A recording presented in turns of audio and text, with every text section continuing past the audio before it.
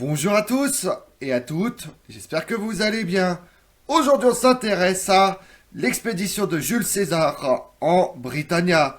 Mais avant de commencer, j'aimerais vous présenter un ouvrage unique en son genre, publié aux éditions Flammarion, La guerre des Gaules, écrite par Jules César. Cette édition est d'une remarquable fidélité à l'œuvre en latin rédigée par César. Chapitre par chapitre, nous découvrons ce que César a écrit pendant la guerre des Gaules. C'est une relation écrite par l'acteur principal, Caius Julius César, publiée pendant cette guerre de 8 ans, à des fins de propagande personnelle. Un tour de force qui ne fut jamais répété.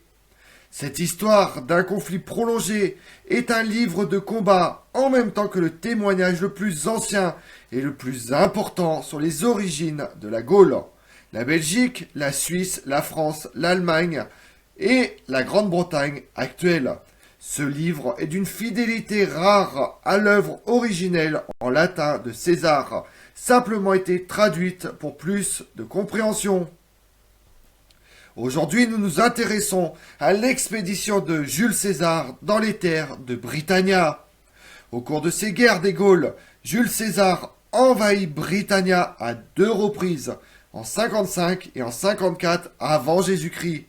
La toute première fois, César n'emmène avec lui que 2 légions et ne réussit guère qu'un débarquement sur la côte du Kent.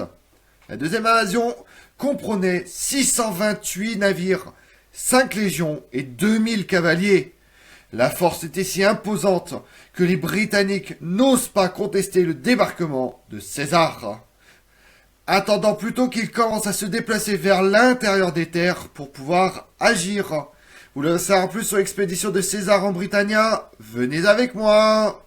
Au moment où il menait ses invasions en Britannia, Jules César était déjà un homme politique expérimenté, accompli et un commandant militaire redouté.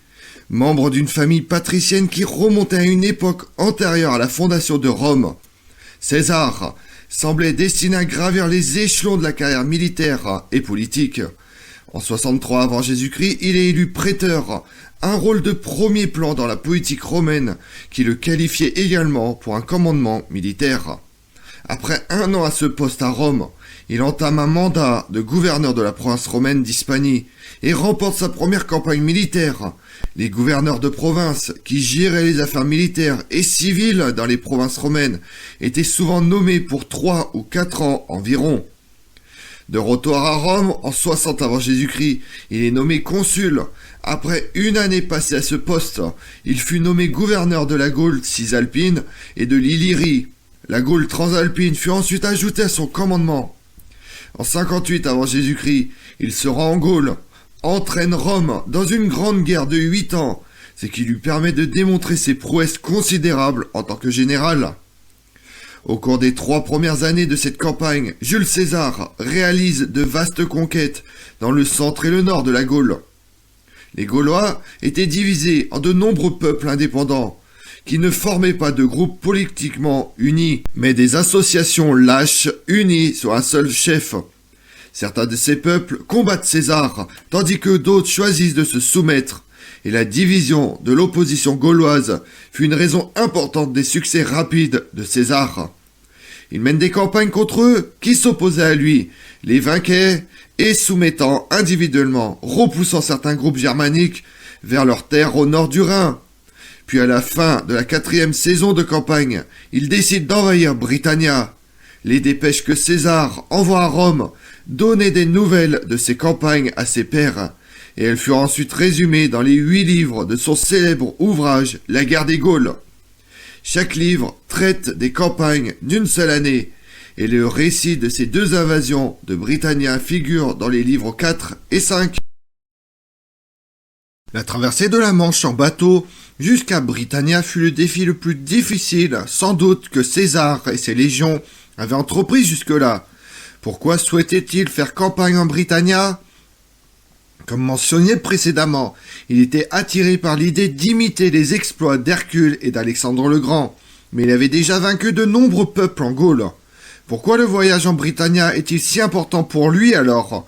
L'attrait de l'invasion provenait du manque même d'informations sur la Britannia dont Rome disposait.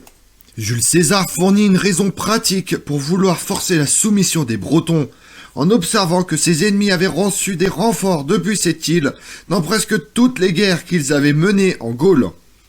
Il décrit l'une de ces occasions, observant que les Bretons ainsi que des alliés gaulois avaient aidé les Vénètes, un peuple côtier du nord-ouest de la Gaule, à résister à Rome durant l'hiver 57-56 avant Jésus-Christ. En effet, la campagne navale de César contre les Vénètes peut fournir un indice sur la motivation qui le pousse à envahir Britannia l'année suivante. Les Vénètes, expliquait César, excellaient dans les compétences nautiques qu'ils avaient acquises en vivant au bord d'une mer féroce et ouverte, avec seulement quelques lieux de débarquement exposés. Ils utilisaient leur grande flotte pour dominer cette côte, en exigeant des péages à ceux qui voyageaient sur la mer, et faisaient du commerce avec la Britannia. Rome était depuis longtemps réputée pour ses forces légionnaires terrestres, qui avaient été un cœur et un succès qui avait construit l'Empire. Contrairement aux Vénètes, comme Jules César le fait remarquer, ces soldats étaient peu habiles avec les navires et leur connaissance des eaux, des lieux de débarquement et des îles de cette côte était très limitée. Ces commentaires étaient toutefois quelque peu fallacieux, compte tenu de l'expérience que les troupes romaines avaient acquis à la suite des campagnes navales antérieures, notamment la défaite des pirates en Méditerranée par Pompée le Grand 10 ans auparavant ou pendant les guerres contre Carthage. César appelle ces eaux le grand océan sans limite, en faisant remarquer que la navigation sur ces eaux était une expérience nettement différente de celle de la mer Méditerranée, qui était enclavée. Le nom Méditerranée vient du latin Mediterraneus, qui signifie en terre ou au milieu de la terre, mais les Romains, comme les Grecs, avant eux, l'appelaient simplement Mare Nostrum, notre mer, car les commandants romains avaient vaincu les peuples qui vivaient tout autour de cette mer. Les observations de Jules César décrivaient les difficultés pratiques auxquelles il était confronté pour organiser une campagne navale. Il est peut-être au courant des récits des explorateurs phéniciens et carthaginois, ainsi que de celui de Pythéas le grec, qui au cours des siècles précédents aurait navigué à travers les piliers d'Hercule. Ces écrits traitent de l'extrême difficulté de naviguer dans l'Atlantique, avec ses brouillards épais, ses eaux paresseuses, ses tempêtes violentes, ses créatures marines géantes. César ordonne la construction d'une importante flotte pour faire campagne contre les Vénètes et assiège leur forteresse côtière, tandis que les navires romains commandés par Decimus Brutus remportent une bataille en mer en 56 avant Jésus-Christ. Cette victoire maritime donne à César la possibilité d'entreprendre la tâche difficile de traverser l'océan pour faire campagne en Britannia. Il pense peut-être que le voyage sera aussi l'occasion de reconnaître l'île et ses habitants. Il observe qu'il sera très avantageux de débarquer sur l'île, d'observer quel genre de personnes y vivaient et la nature de leur territoire, port et approche. Les Gaulois, qu'il avait interrogés, avaient apparemment affirmé de ne pas connaître grand-chose de la Britannia. Même les commerçants refusaient de fournir une connaissance détaillée des terres et des peuples qui se trouvaient au-delà de la côte. En face de la Gaule, Jules César avait l'intention de compléter les connaissances romaines en obtenant des informations sur l'île et ses habitants, et en forçant leurs dirigeants à se soumettre à lui. Il profitait des pots de vin reçus et du butin qu'il collectait auprès des peuples conquis. Ces campagnes furent en partie motivées par l'avarice. Il doit certainement s'interroger sur le potentiel de pillage de ces terres d'outre-monde.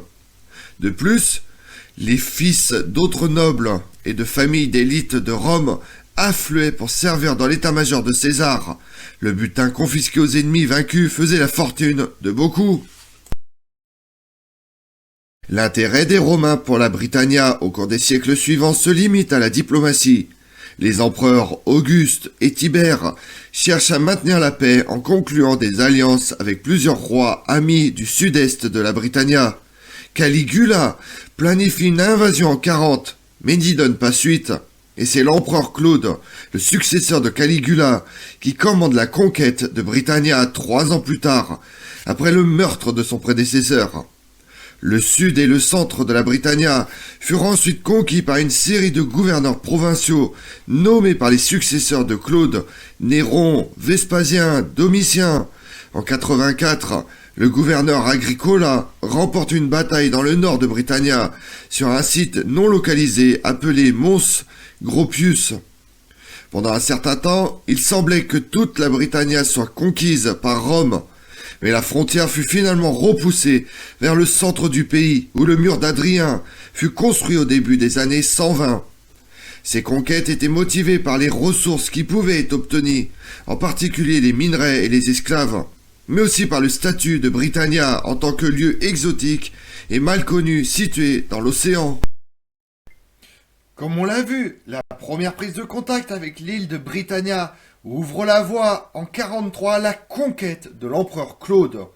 La période romaine depuis sa conquête, où de grandes parties de l'île de ce qui deviendra la Grande-Bretagne étaient occupées par l'Empire romain. L'occupation a duré de 43 à 410. Pendant cette période, le territoire conquis a été élevé au rang de province romaine jusqu'à son abandon pour venir défendre la Gaule. Je vous remercie d'avoir suivi cette vidéo en ma compagnie. Si vous voulez connaître mes autres vidéos, retrouvez-moi sur ma chaîne YouTube Tout sur l'Histoire avec Damien, mais également sur les réseaux sociaux, Twitter et Instagram, Histoire Damien. Et pensez à liker, commenter et vous abonner. Je vous remercie à tous.